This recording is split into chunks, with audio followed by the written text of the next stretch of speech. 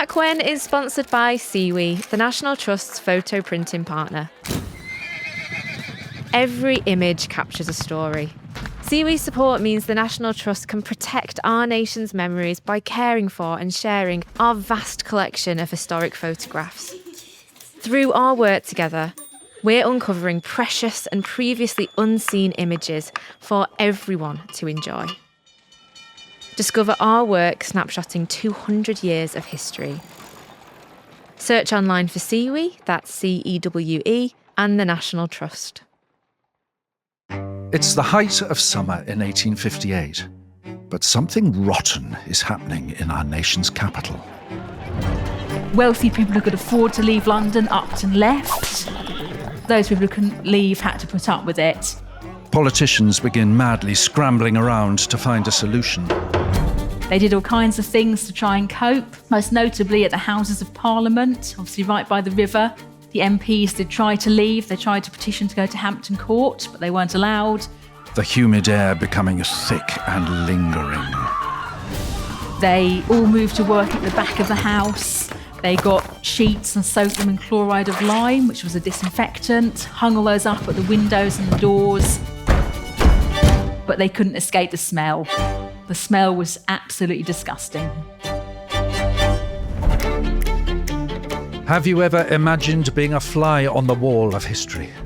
Join me for an inside view of the stories of people, places, and moments that made us. I'm historian James Grasby. Lean in for a tale from time back when.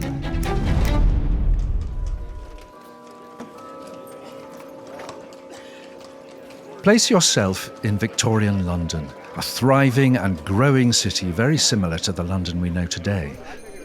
A cutting-edge city, leading the way for growth and prosperity, and one which was attracting more and more people every day. During the 19th century, the population of London is estimated to have grown from 1 million to 5.5 million inhabitants. With the rapid expansion in the population came somewhat of a foul challenge. What to do with everyone's poo? Up until the year 1815, it was actually illegal to put sewage in the River Thames. This is Laura French, part of the team at the Crossness Engines Trust, a heritage charity whose own history centres around this smelly period of time. How London and pretty much all big cities in the world had coped with human waste up until that point was that it was stored in big holes in the ground called cesspits. If you're a wealthy person, you might have your own cesspit. If you were poorer, you might share one with your neighbours. What would happen is once your cesspit is full, you would call on the services of the night soil men to come and empty your cesspit. Now, these men had perhaps one of the most disgusting jobs in history. They would come to your house at night, less people around.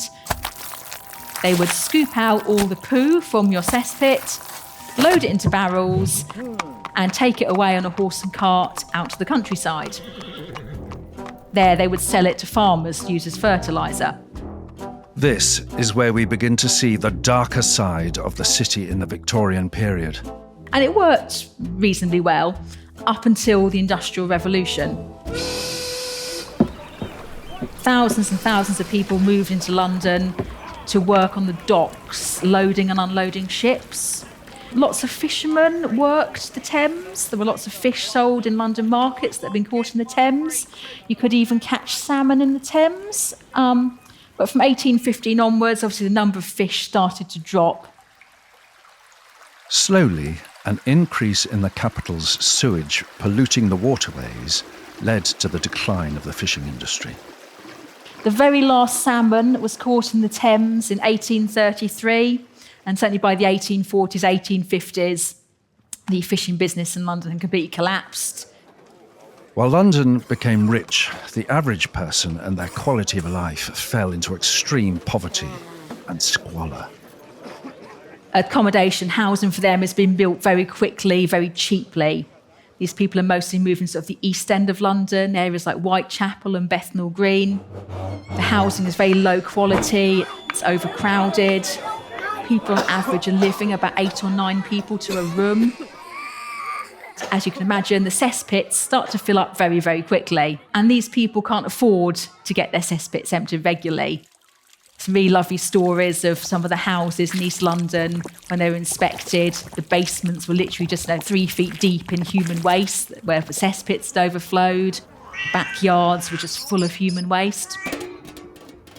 To try and counteract this, in 1815, the government brought out a law that said new houses should connect their cesspits up to what they called London's natural drainage system, which is essentially the River Thames and the tributaries, rivers and smaller streams flowing into it.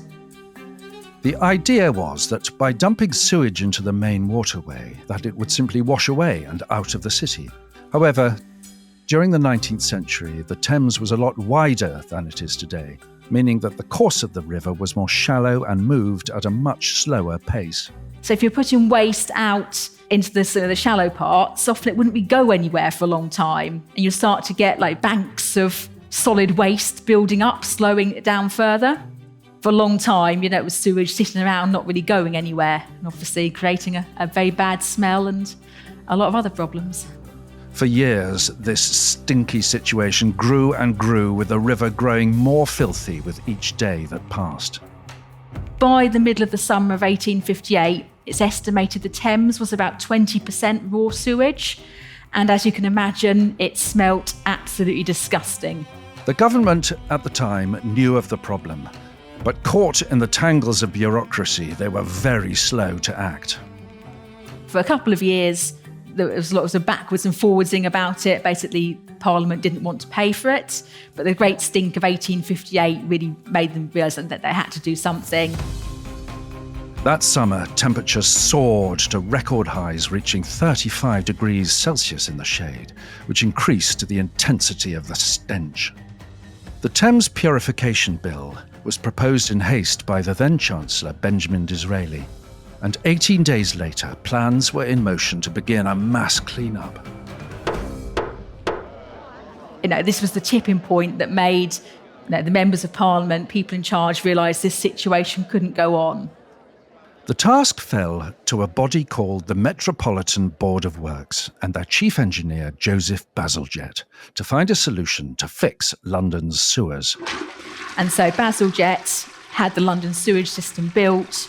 Everyone's cesspits and toilets, houses were starting to get flushing toilets by this point, they all fed into the interceptory sewers, and they took the sewage well out of London, in South London's case, down here to Crossness. By the time the sewage arrived, it's about 7 or 8 metres underground, and we have a sewage pumping station here that then lifted the sewage up to release it into the Thames, well away from London, well away from other people. This could have been where the story concluded: poo removed, smell gone, and problem solved. However, disaster was looming on the horizon. What follows next is one of the greatest single maritime disasters to occur in the British Isles. On the 3rd of September 1878, a boat called the Princess Alice set sail from central London. She was carrying at least 700 people on board, mostly families who were going on a trip down the Thames into the coast at Kent and back again. It was presumably quite a sort of smoggy evening, visibility wasn't great, and as the Princess Alice came round a bend going into London, there was a boat coming the other way called the Bywell Castle. The two boats tried to manoeuvre around each other, it didn't really work.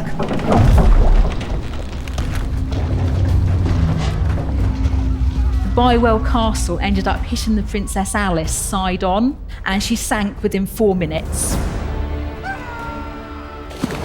As you can imagine, all 700 plus people on board go into the water. The first few minutes there is mass panic. The people in the Bywell Castle are lowering ropes, they're trying to rescue people and pull them out of the water. But within about 10 minutes, everything goes quiet.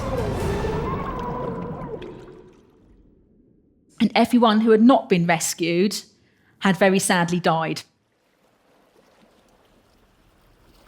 It was, and still is to this day, the biggest single loss of life on Britain's waterways. We don't know exactly how many people died because there was not an exact passenger list, but it's thought it was at least 650 people. There was an inquest into why these people had died so quickly, and the rather grim conclusion they came to was that these people mostly had not drowned, they had been asphyxiated by raw sewage, because very unfortunately the point of the river where the boat had sunk was right by where Crossness and our equivalent on the north side of the river let the sewage in, and it was very shortly after the sewage had been released. A huge public outcry ensued, with people all across the country demanding that the practice of dumping raw sewage into the Thames should stop immediately. What then started to happen is that when the sewage arrived at Crossness, it would be separated into solid waste and liquid waste. The liquid waste would be filtered to clean it, and the solid waste, that would be loaded onto a fleet of barges, nicknamed Bovril barges, because their contents are sort of brown and sticky like Bovril. And the Bovril barges would go out normally twice a day, every day, to the middle of the North Sea and drop their load of waste in the middle of the sea. The dumping of waste at sea, another ill-fitting solution of what to do with the sewage from our capital. So that started in 1888 and it finally stopped in 1998. So 110 years of dropping our waste at sea. Today, more stringent measures are in place. However, our rivers, our shores, our seas are still bearing the brunt from dumping and pollution, all of which is being accelerated by changes to our climate and unequal access to resources to help keep our waters clean. The Great Stink is a timely reminder that looking after rivers across the United Kingdom is of great concern to us all, and that left unchecked, we could all be up a rather famous creek without a paddle.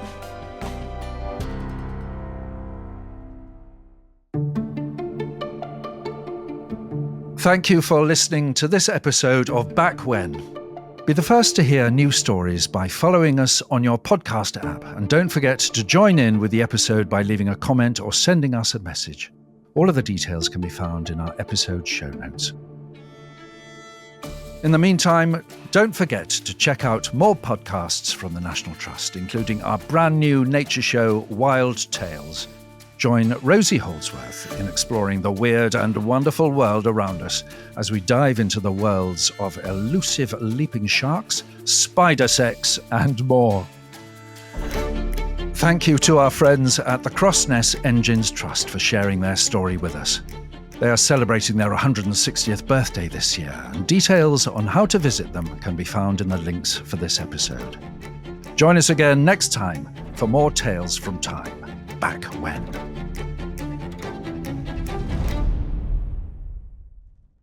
This podcast is sponsored by Seawe, Europe's leading photo printing company. Every image you capture tells a story. Discover ideas for curating and creating your special memories and unique gifts for loved ones. From high-quality, personalised photo books to wall art made from your favourite photos. Head to Seawe, that's cewe.co.uk, and start creating your story.